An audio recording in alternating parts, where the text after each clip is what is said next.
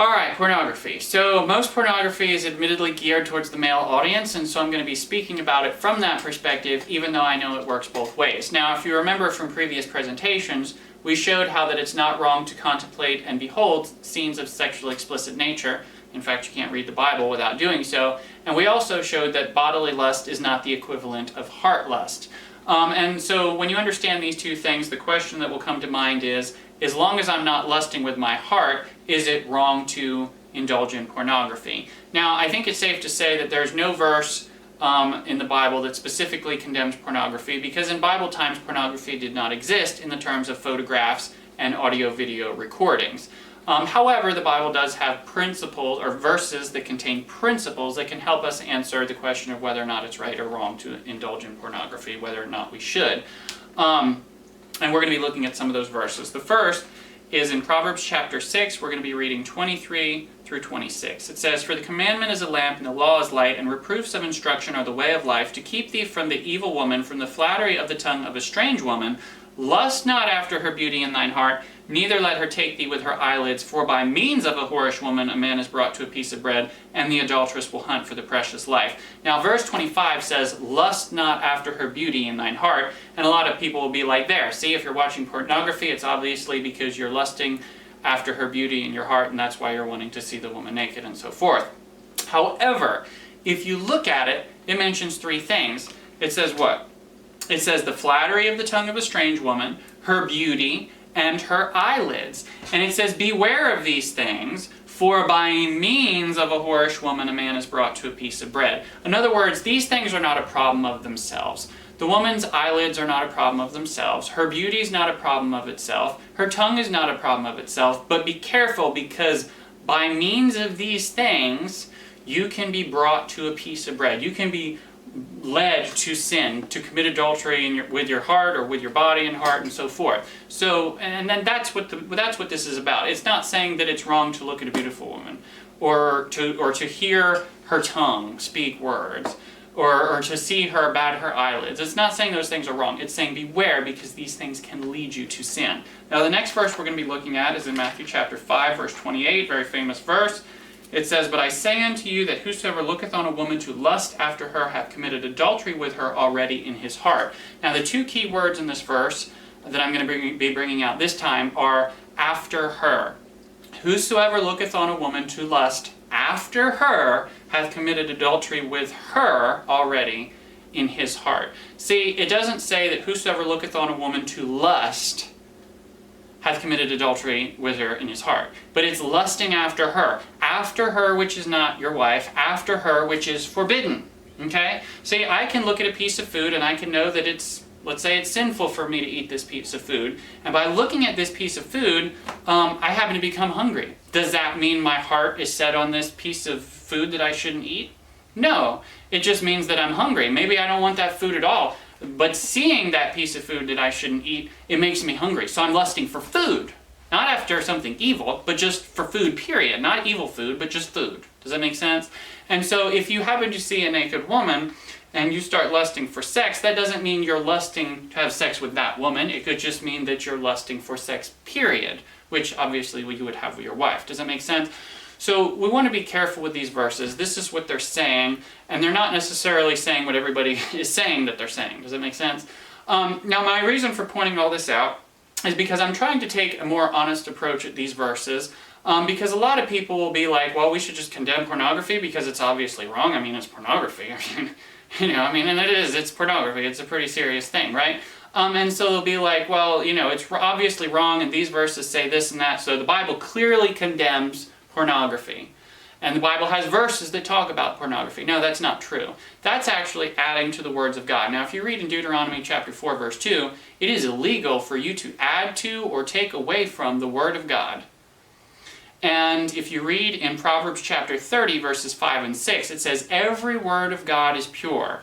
Add thou not to his words, lest he reprove thee, and thou be found a liar." See, if you say, God said it, and God didn't say it, then you're a liar. Because you're saying God said something when he didn't.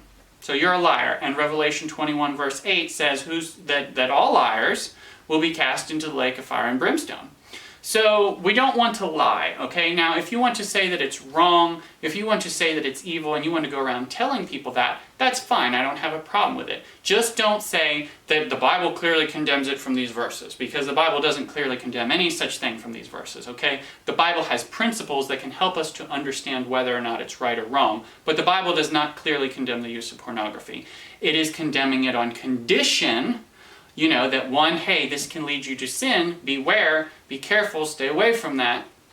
Or it could be condemning it on the grounds of, well, if you're actually looking at the woman and lusting after that woman in your heart so you can have sex with her, yeah, then that's sin, okay? And Jesus is very clear on that.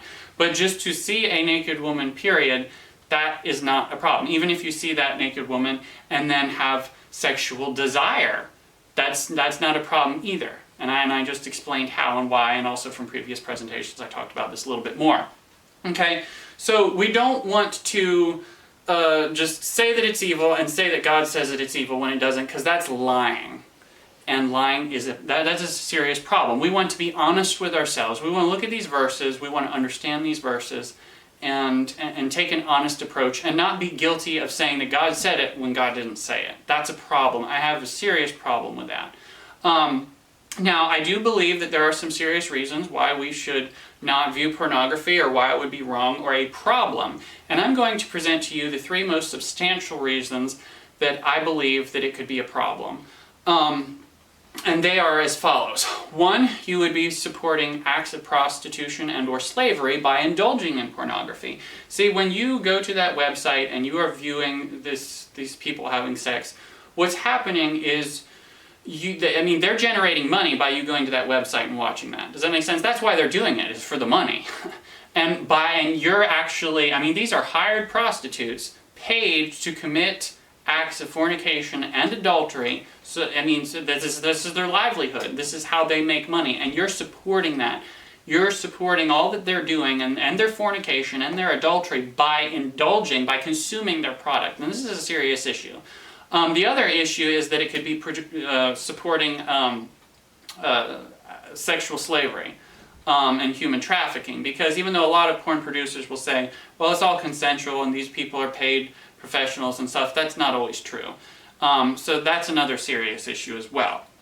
Now, the next reason that I think that it could be a problem is because your spouse may have a serious problem with it. Let's say you were able to watch pornography and it just generated in you sexual desire, but you weren't actually desiring the people that you were viewing and desiring to have sex with them. It just made you desire sex, and you actually want to have sex with your spouse, okay? Let's say you could do that. Does your spouse have a problem with that?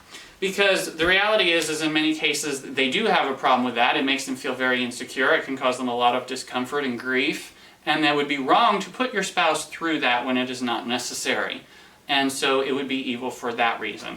And the last reason that I believe that pornography would be wrong or a serious problem is because, like Proverbs chapter 6, verses 23 through 26 clearly indicates, this can lead you to sin. No, it's not wrong to behold her beauty. No, there's nothing wrong with her evil, or with her tongue. It's not just going to pop out and, destroy you.